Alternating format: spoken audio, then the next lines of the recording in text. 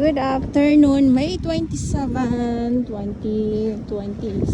At nandito tayo ngayon sa Manila Bay, Dolomite Beach po.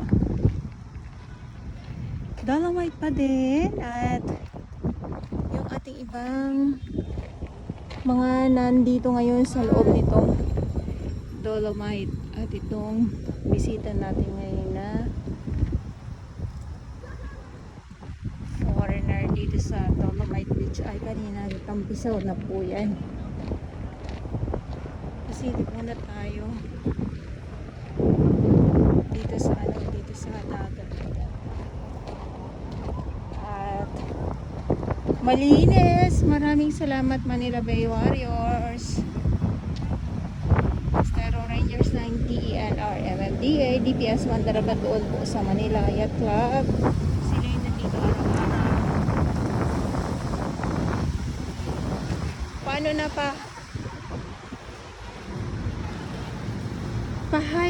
low tide. Pa-low tide na kaya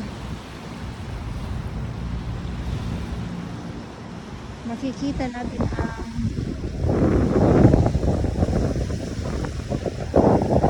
ibang lamang dagat talaga. Yan. So malapit na katapusan ng May.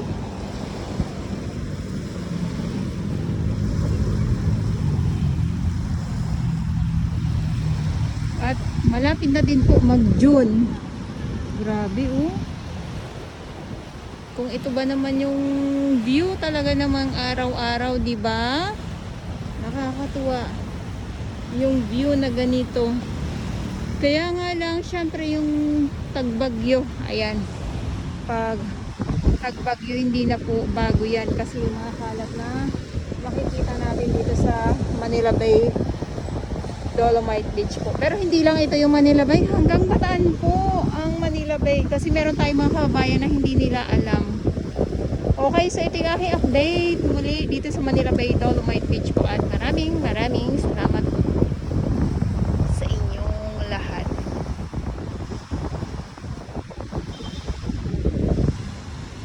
Siyempre sobrang init kaya yung ating mga namamasyal na nandito ay iilan pa lamang po. Wala pa pong alas 3, alas 2 ng hapon pa lang. Lagi naman sa kasagsagan ng katirikan ng araw ang aking update ay laging mainit. So Dolomite Beach pa din po tayo, maalon. At ito yung dalampasigan muli no. Dahil ay panahon talaga nila itong mga itong mga lukot na nagluluwa ng pansit-pansit ay meron akong nakita ngayon dito. Isang peraso lang naman, napadpad lang siya dito sa may napadpad lang siya dito sa may dalampasigan. Ayan o. Iisang peraso lang. Maliit. Yung iba nito ay mamaya pa. Ayan, lukot-lukot. Ang tawag nito sa ibang mga lugar ay lukot-lukot daw po ito. Ayun o. Sobrang init lang po kaya ako ay nakapayong.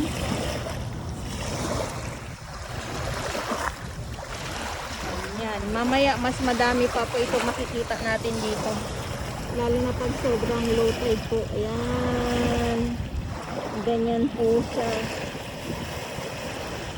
At eto, ulitin ko po muli no, sa ating mga viewers, lalong-lalo na sa mga baguhan ng mga viewers ko. Ito po ay geotextile naman po ito. Ayan o, mga lumot po yan. Mga lumot na nakakapit dito sa geotextile. At yung mga lukot-lukot nga po ay talaga naman dumadagsa dito sa dalampasigan. So araw-araw yan ganito dito. Pero pag ganito na malakas ang alon at isa na din siguro ay season nila ngayon kaya naglalabasan itong mga lukot-lukot ngayon dito sa Dolomite Beach po.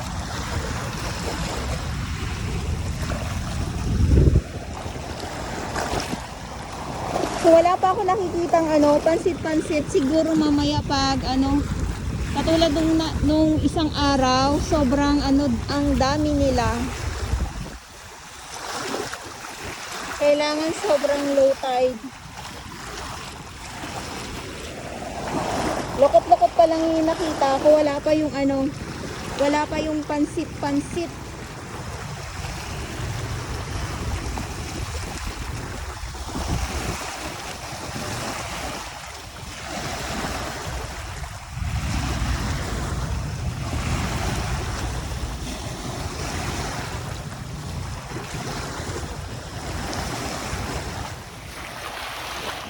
Alon at malakas ang hangin. Ito yung ating dalampasigan ngayong hapon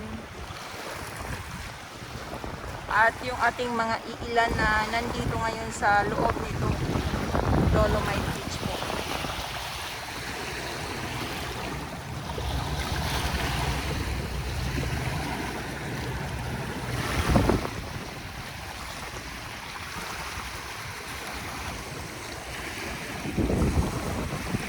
Kitang-kita na itong dambuhalang J-Tube. Ayan. Yan. Ito naman po ay J-Tube naman po. Iba itong Geotextile. Ayan. Ito yung Geotextile naman. Yan puro lumot. Kinakapitan ng lumot. At syempre, pag kinapitan ng lumot ay andyan na yung mga lamang dagat nga po, yung iba't ibang mga shell katulad ng tahong na kumakapit. Ito ay Geotextile po ito. Ayan Ayan, Geotextile.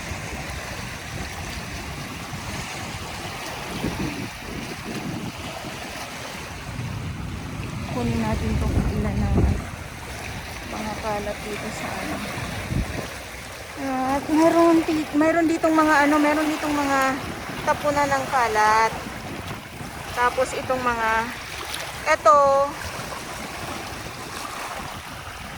halaan po ito pag lumaki siya. Maliit pa lang. Marami itong mga shell na to, itong mga maliliit na mga halaan.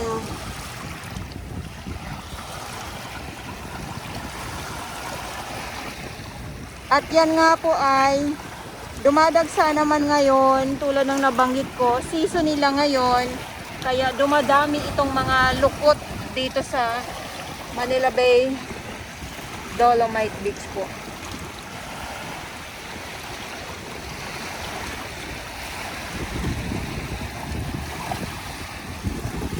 At lakad tayo dito sa Mayunahan.